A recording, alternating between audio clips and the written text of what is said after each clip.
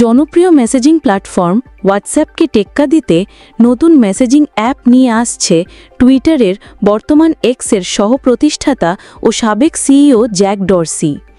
Bit chat নামক ব্যতিক্রমধর্মী এই অ্যাপ ব্লুটুথ নির্ভর।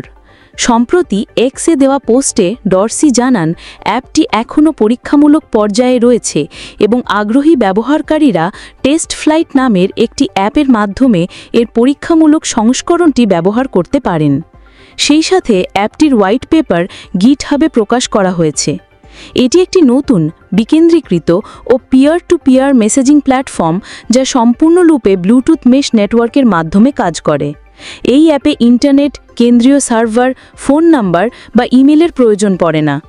বন্ধ হয়ে যাচ্ছে ৬৭ ভাগ সিম। কার্যকর যেদিন থেকে, ডরসির অ্যাপটি কাছাকাছি থাকা বিভিন্ন ডিভাইসের মধ্যে অস্থায়ী ও এনক্রিপ্ট করা যোগাযোগকে সম্ভব করে তোলে।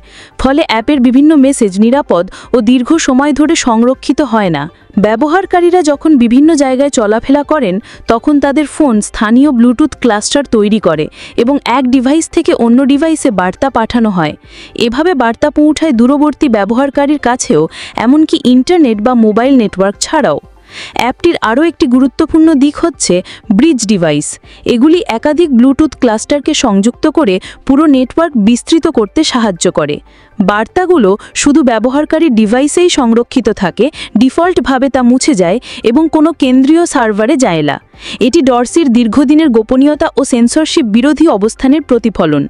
তাই অ্যাপটিকে ব্যক্তিগত গবেষণা হিসেবে বর্ণনা করেছেন ডরসি।